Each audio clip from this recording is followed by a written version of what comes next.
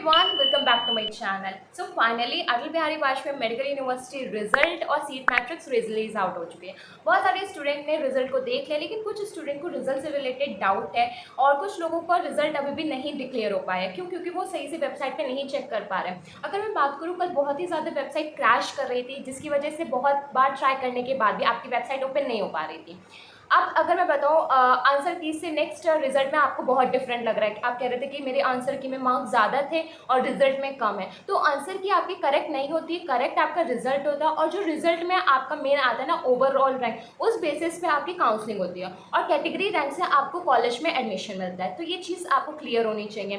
Counselling में आपको ये पता होना चाहिए जो सीट मैट्रिक्स है उसमें टोटल कितने गवर्नमेंट कॉलेज है, टोटल कितने प्राइवेट कॉलेजेस हैं, साथ ही साथ उनकी फीस आपको पता होनी चाहिए। आपके मार्क्स के अकॉर्डिंग आप कौन से कॉलेज को फिल करोगे, उसमें कितनी सीट्स आपके कैटेगरी वाइज मिल रही हैं। तो ये सारी चीज़ पहले चीज़ आप खुद से एनालाइज करिए। कैसे एनालाइज करेंगे? तो सीट मैट्रिक्स आपको मिल रही है, अटल यूनिवर्सिटी इसीलिए प्रोवाइड करती है। जो स्टूडेंट है वो एनालाइज करे, फिर खुद ऑब्जर्व करके ही प्लान करने के बाद में इम्प्लीमेंट करें। किसमें? काउंसलिंग टाइम पे। अब आपकी फर्स्ट काउंसलिंग भी स्टार्ट हो गई है, तो नेक्स्ट वीडियो में हम डिस्कस करेंगे फर्स्ट काउंसलिंग से कि फर्स्ट काउंसलिंग कब से शुरू हो रही है, उसका कैसे रजिस्ट्रेशन करना है, वो सारी चीज़ एक नेक्स्ट वीडियो का पार्ट है।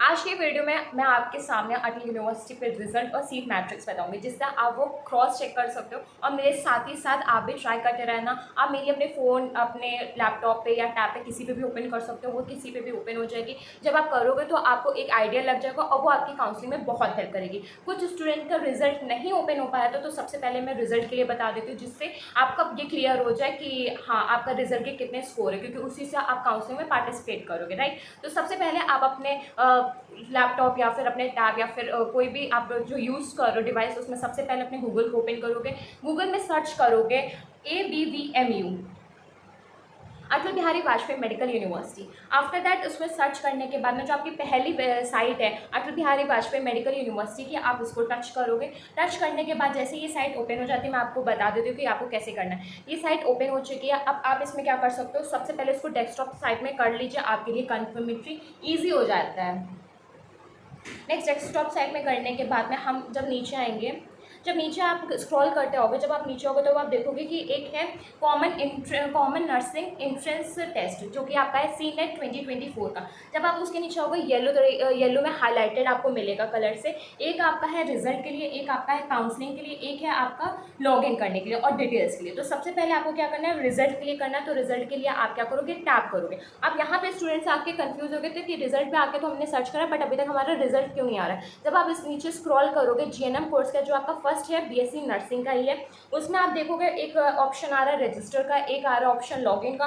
तो आप क्या करोगे, लॉगिन करोगे। लॉगिन करने के बाद में आपको कुछ डिटेल्स फिल करनी होती है, जैसे कि आपको रजिस्ट्रेशन ID नंबर फिल करना है और पासवर्ड फिल करना है। जब आप फिल करोगे उसके बाद में नेक्स्ट आप क्या करोगे, लॉगिन करोगे। लॉगिन करने के बाद आपका पूरा जो रिजल्ट है वो आपकी स्क्रीन पे आ जाएगा। उसमें ओवरऑल रैंक, कैटेगरी रैंक आएगी। साथ ही साथ इस बार जो रिजल्ट है उसमें नीचे कॉर्नर में भी मेंशन है कि आप फर्स्ट काउंसलिंग के लिए क्वालिफाई हैं या नहीं है। क्वालिफाई का सिस्टम था कि 50 परसेंटाइल जनरल के लिए, 40 और 45, जो कि हम प्रीवियस वीडियो में डिस्कस कर चुके हैं, परसेंटाइल कैटेरिया। तो वो चीज़ हम नहीं डिस्कस कर रहे हैं। क्यों? क्योंकि जितने परसेंटाइल होंगे वही लोग काउंसलिंग में पार्टिसिपेट कर सकते हैं। जनरल के लिए था 50%, PWD जनरल के लिए था 45%, SC ST OBC कास्ट के लिए था 40%। तो इतने परसेंटाइल के बाद ही आप काउंसलिंग में पार्टिसिपेट कर सकते हैं। जो स्टूडेंट्स काउंसलिंग में पार्टिसिपेट कर सकते हैं वो ही क्वालिफाइड बताए गए हैं। तो क्वालिफाइड स्टूडेंट्स पार्टिसिपेट करेंगे, रेस्ट ऑफ स्टूडेंट्स अभी के लिए रुक जाएं, क्योंकि अभी अब वो काउंसलिंग में पार्टिसिपेट नहीं कर सकते। अभी कोई और यूनिवर्सिटी का नया मैथड आया या फिर नए ब्राउचर्स आए तो जिससे डिक्लेयर हो जाए कि जो अभी नॉन क्वालिफाइड है वो भी शायद क्वालिफाइड हो सकते हैं।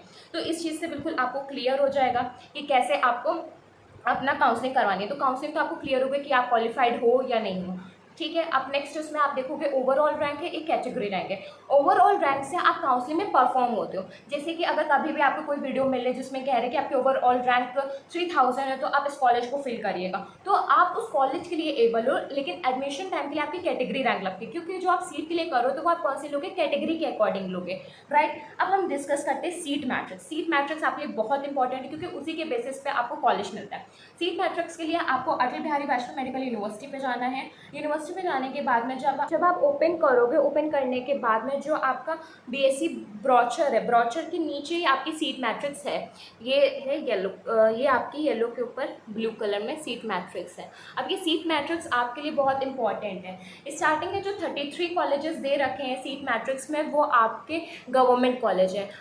उसके बाद में आपके स्टार्ट हो जाएंगे प्राइवेट। जितने भी रेस्ट ऑफ नीचे आप देख रहे हो, ये सारे प्राइवेट कॉलेजेस हैं। प्राइवेट में भी बहुत अच्छे अच्छे कॉलेजेस हैं जो एफिलेटेड हैं, और जितने भी एफिलेटेड कॉलेज हैं अटल बिहारी वाजपेयी यूनिवर्सिटी से, वो सारे एफिलेटेड आपके आईएनसी से भी बेस्ड हैं। तो इसकी आप चिंता मत करिएगा कि कौन सा आपको आईएनसी बेस मिला। अगर वो एफिलेशन है तो आईएनसी है, इसकी आप टेंशन मत लीजिएगा। आप जब इस तरीके से ओपन करोगे तो आप साथ साथ चेक करती रहिएगा। सबसे पहले यहाँ पे होता है आपकी फर्स्ट टेबलर फॉर्म में जो टेबल बनी होती है, इसमें आपको मिलता है कॉलेज कोड। कॉलेज कोड के बाद में मिलता है आपको कॉलेज नेम। कॉलेज नेम के बाद में डिस्ट्रिक्ट दे रखी होती है। डिस्ट्रिक्ट के बाद में आपको बता रखा है कि वो गवर्नमेंट है कि प्राइवेट है। स्टार्टिंग सारी गवर्नमेंट के, फिर प्राइवेट के, फिर आपको बताया कि वो को एजुकेशन का है कि सिर्फ फीमेल के लिए अवेलेबल है। बहुत सारे कॉलेजेस में सिर्फ फीमेल कैंडिडेट्स ही अप्लाई कर सकते हो, उन्हीं का एडमिशन होगा। और बहुत सारे कॉलेज में इसमें को एजुकेशन है। को एजुकेशन का मतलब होता है उसमें मेल कैंडिडेट्स भी पढ़ सकते हैं और फीमेल कैंडिडेट्स भी पढ़ सकती हैं।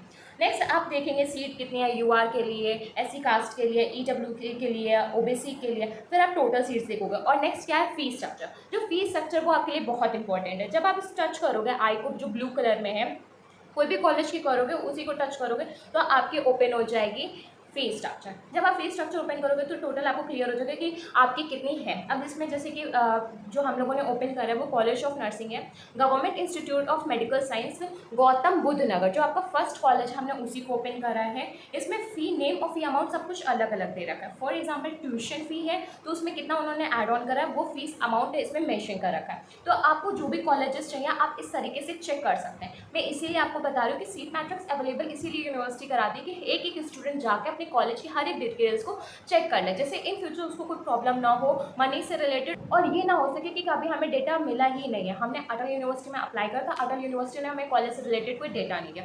तो यूनिवर्सिटी हर बार इसी तरीके से सीट मैट्रिक्स को रिलीज़ करती है खास कर स्टूडेंट्स के लिए जो प्रॉब्लम हो रही है, तो वो आपको प्रॉब्लम ना हो। इसमें हर तरीके की फ़ीस ऐड ऑन रहती है। Tuition fee, library, transportation, hostel, mess, tuition, फिर लाइब्रेरी की, ट्रांसपोर्टेशन की, फिर जितना भी आपका रह रहा है सब कुछ ऐड ऑन रहता है। इसमें फर्स्ट ईयर की, सेकेंड ईयर की, थर्ड ईयर की, फोर्थ ईयर की सब कुछ ऐड ऑन करके आपकी फ़ीस बताई गई है। और इसमें फ़ीस आपकी है 3,58,000, जो हम लोगों ने अभी डिस्कस करा। फर्स्ट गवर्नमेंट कॉलेज जो आपका गौतम बुद्ध नगर है, वो 4 साल की फ़ीस आपकी 3,58,000 है। तो आपने अभी डिस्कस कर लिया हम लोगों ने एक गवर्नमेंट कॉलेज का। अभी हम लोग डिस्कस कर लेते हैं प्राइवेट कॉलेज का। एक जो प्राइवेट कॉलेज है वो भी गौतम बुद्ध नगर का ही है, उसमें सीट्स आपकी अवेलेबल है 40। अब इसमें आप देख रहे हो जितना बड़ा स्ट्रक्चर है उससे आपको क्लियर हो रहा है कि कितनी ज़्यादा इसमें फ़ीस एड ऑन है। आप देख रहे हो कितना ज़्यादा स्ट्रक्चर है, क्यों? क्योंकि वो प्राइवेट का है। गवर्नमेंट में इतनी फैसिलिटीज़ नहीं प्रोवाइडेड होते हैं, या फिर प्रोवाइडेड भी होते तो इतने फ़ीस लो चार्ज करते हैं, बट प्राइवेट में फ़ीस आपको हाई लेवल की मिलने वाली है। और आप इसकी फ़ीस दे सकते हो, तो फीस इसकी है 10,92,438। इसकी फ़ीस 4 साल की है, 4 ईयर की फ़ीस आपको दे रखी है 10,92,438। तो आप इस तरीके से चेक कर सकते हो। अब आपको बहुत सारी वीडियोस अवेलेबल होंगी कि जो गौतम बुद्ध नगर का कॉलेज है आपको ये बहुत ही अच्छा है, आप उसको ले सकते हो। लेकिन जब आप उसको फिल कर दोगे, जब आपको अलॉटमेंट लेटर में वो अलॉट हो जाएगा, जब आप एडमिशन के लिए जाओगे तब आपको क्लियर होगा कि इतनी फ़ीस है। तो कभी कभी हम लोग अपने में नहीं पे कर पाते, तो वो चीज़ में हमें क्या करना होता है, एडमिशन को स्किप करना पड़ता है। तो इसीलिए मैंने आपके साथ ये शेयर कर दिया। आप इसको जाके आराम से डिटेल से देखिए अपने मार्क्स के अकॉर्डिंग कि आपको गवर्नमेंट सेलेक्ट करना है, आपको प्राइवेट सेलेक्ट करना है। उसके बाद में हर में अवेलेबल है, आप हर एक का चेक कर सकते हो। हर एक का चेक करने के बाद भी आप कंफर्म कर सकते हो, अपनी कैटेगरी वाइज सीट देख सकते हो, अपनी फ़ीस देख सकते हो। Fees is very important. ऐसा नहीं है कि फ़ीस इंपॉर्टेंट नहीं करती है, फ़ीस मैटर नहीं करती है। फ़ीस मैटर करती है। फ़ीस इसलिए मैटर करती है, उसी के बेसिस पे आप डिसाइड कर पाते हो कि आप वहाँ पे पढ़ोगे कि नहीं पढ़ोगे। तो हाँ, आपको हर एक चीज़ अगर देखनी तो उससे पहले एडमिशन से आपको क्लियर होना चाहिए। तो सीट मैट्रिक्स मैंने आपको बता दी है। जो मेरी नेक्स्ट वीडियो होगी उसमें हम लोग डिस्कस करेंगे फर्स्ट काउंसलिंग से रिलेटेड। फर्स्ट काउंसलिंग से रिलेटेड जितना भी आपका क्लियर हो जाएगा डाउट मेरी नेक्स्ट वीडियो से। अगर ये वीडियो अच्छी लगे तो प्लीज़ वीडियो को लाइक कर लीजिए, चैनल को सब्सक्राइब कर लीजिए। Thank you.